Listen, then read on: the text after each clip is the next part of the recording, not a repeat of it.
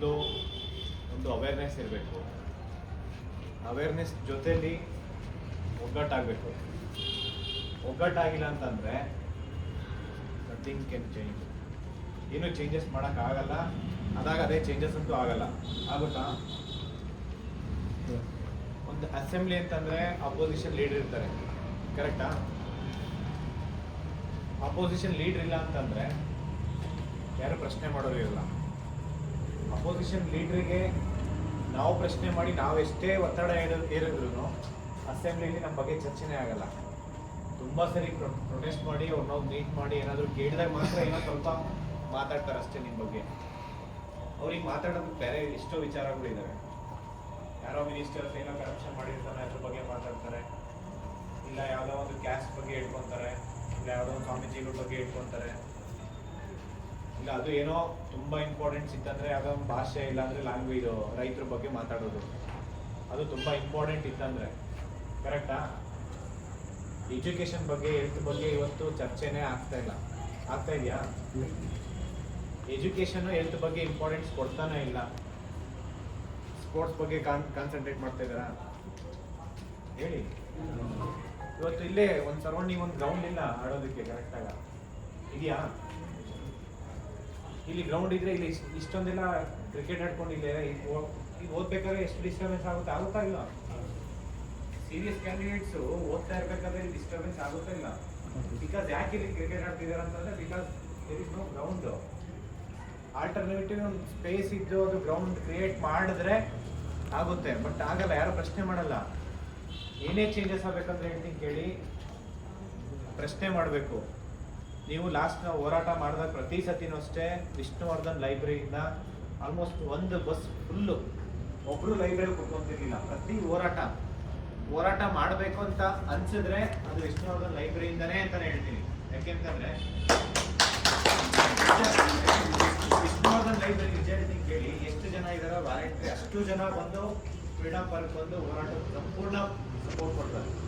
ಒಂದು ಬಸ್ ಕಳ್ಸಿದ್ದೀನಿ ಅಂತಂದ್ರೆ ಅದ್ರಲ್ಲಿ ಯಾರು ಕೇಳಂಗಿರಲ್ಲ, ಸೀದಾ ಬಂದು ಬಸ್ಸಲ್ಲಿ ಕುತ್ಕೊಂಡ್ಬಂದು ನಾವಿಲ್ಲಿ ಬಂದು ನಿಮಗೆ ಇನ್ಫಾರ್ಮ್ ಮಾಡ್ಬೇಕು ಅನ್ನೋದು ಏನಿರಲ್ಲ. ಯಾಕೆಂದ್ರೆ ಅಷ್ಟು ಅವೇರ್ನೆಸ್ ಇದೆ, ನಿಮ್ಗೆ ಅಷ್ಟು ಕನ್ಸರ್ನ್ ಇದೆ, ಹೋರಾಟಕ್ಕೆ ಅಷ್ಟು ಇಂಪಾರ್ಟೆಂಟ್ ನಿಮಗೆ ಗೊತ್ತಿದೆ.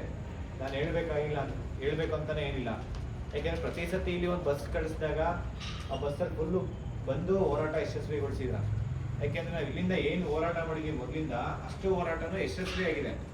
ಇವತ್ತು ಬೇರೆ ಯಾವ ಸಮಸ್ಯೆನೂ ಇಲ್ಲ. ಎಷ್ಟು ಸಮಸ್ಯೆಗಳಿದ್ಬೇಡಿ, ಟೀಚರ್ಸ್ ಇರ್ಬೋದು, PSI ಇರ್ಬೋದು, PCD ಇರ್ಬೋದು, ಏಜ್ ರಿಲ್ಯಾಕ್ಸೇಷನ್ ಇರ್ಬೋದು, ಬೇರೆ ಬೇರೆ KS ವಿಚಾರ, ಎಷ್ಟೊಂದು ಸಮಸ್ಯೆಗಳಿದ್ದಾಗ ಇಲ್ಲೇ ಎಷ್ಟೊಂದು ಜನ ಜಾಬ್ ತೊಗೊಂಡಿದ್ದಾರೆ ವಿಷ್ಣುವರ್ಧನ್ ಲೈಬ್ರರಿಯಿಂದ. ಎಷ್ಟೋ ಜನ AE ಆಗಿದ್ದಾರೆ, JE ಆಗಿದ್ದಾರೆ, BMPC ಕಂಡಕ್ಟರ್ ಆಗಿದ್ದಾರೆ, CT ಆಗಿದ್ದಾರೆ, PDO ಆಗಿದ್ದಾರೆ, ತುಂಬ ಜನ ಜಾಬ್ ತೊಗೊಂಡಿದ್ದಾರೆ ಇಲ್ಲಿ.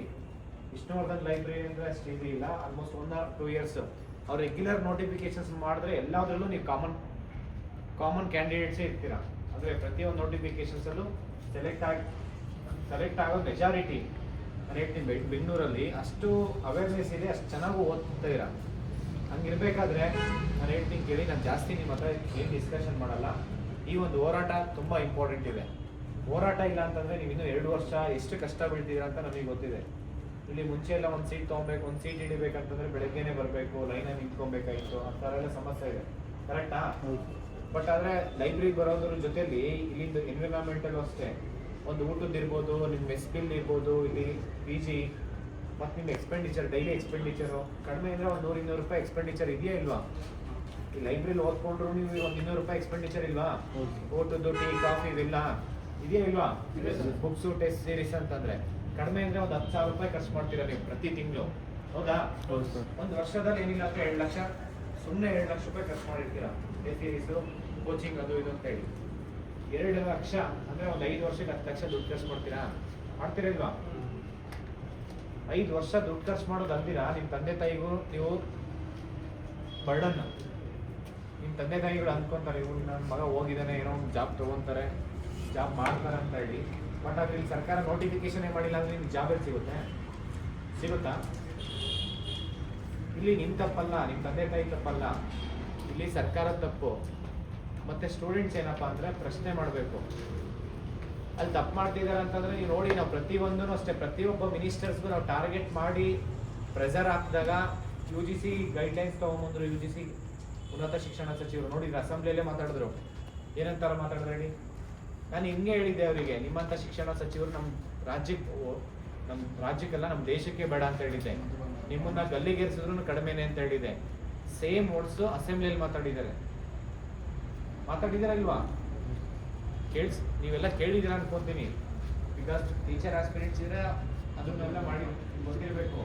ಮತ್ತು ಧಾರವಾಡದಲ್ಲಿ ಹೋರಾಟ ಮಾಡೋದು ಅಷ್ಟು ಈಸಿ ಇಲ್ಲ.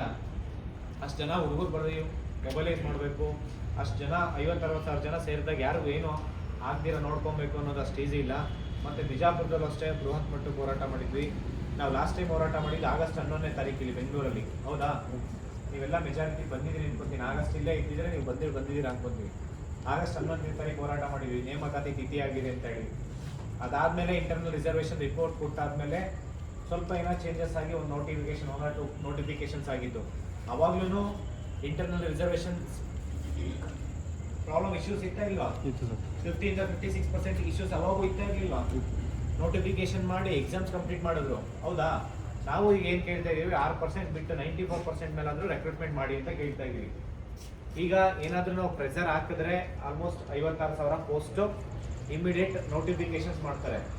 ವಿತಿನ್ 6 ಮಂತ್ ಇಲ್ಲ 1 year ನೀವು ಒಂದು ಜಾಬ್ ತೊಗೊತೀರಾ. ಇಲ್ಲ ಅಂತಂದರೆ ನೆಕ್ಸ್ಟು ZPTP ಎಲೆಕ್ಷನ್ ಬರುತ್ತೆ, GPA ಎಲೆಕ್ಷನ್ ಬರುತ್ತೆ, ಗ್ರೇಟರ್ ಬೆಂಗಳೂರು ಅಥಾರಿಟಿ. ಹೌದಾ? ಅದಾದಮೇಲೆ ನಿಮಗೆ MLC ಎಲೆಕ್ಷನ್ ಬರುತ್ತೆ. ಇನ್ನೊಂದು ವರ್ಷ ಸುಮ್ಮನೆ ಮುಂದಕ್ಕೆ ಹಾಕಿದ್ರೆ ಆ ಕಡೆ MLA ಎಲೆಕ್ಷನ್ ಬರುತ್ತೆ.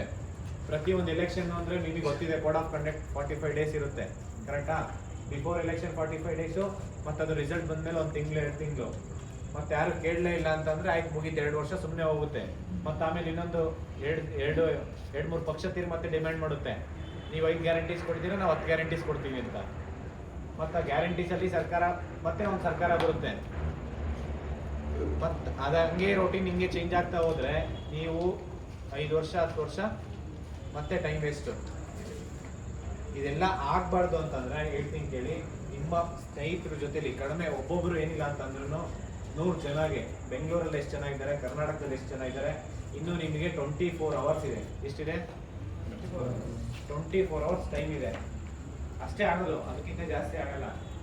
24 hours ನೀವು ಎಷ್ಟು ಜನಕ್ಕೆ ಇನ್ಫಾರ್ಮ್ ಮಾಡ್ತೀರಾ ಈ ಹೋರಾಟಕ್ಕೆ, ಮತ್ತು ನೀವು ಎಷ್ಟು ಜನ ಕರ್ಕೊಂಬರ್ತೀರಾ ಅನ್ನೋದು ತುಂಬ ಇಂಪಾರ್ಟೆಂಟ್ ಆಗುತ್ತೆ. ಹೋರಾಟ ನೀವು ಬೆಂಗಳೂರಲ್ಲೇ ಏನಿಲ್ಲ ಅಂತಂದ್ರು ನೀವು ಇಷ್ಟೇ ಜನ ಮನ್ಸು ಮಾಡಿದ್ರು ಒಬ್ಬೊಬ್ರು 1000 ಜನಕ್ಕೆ ಇನ್ಫಾರ್ಮ್ ಮಾಡ್ಬೋದು. ನೀವು 100 ಜನಕ್ಕೆ ಇನ್ಫಾರ್ಮ್ ಮಾಡಿದ್ದೀರ ಅಂದರೆ ಅವ್ರು 100 ಜನಕ್ಕೆ ಇನ್ಫಾರ್ಮ್ ಮಾಡಿದ್ರೆ 10,000 ಜನ ಆಗುತ್ತೆ. ಹೌದಾ ಇಲ್ವಾ? ಕರೆಕ್ಟಾ? ಬೆಂಗಳೂರಲ್ಲಿ ವಿಜಯನಗರ, ಚಂದ್ರ ಲೇಔಟ್ ಮತ್ತು RPC ಲೇಔಟ್ ಅಂತ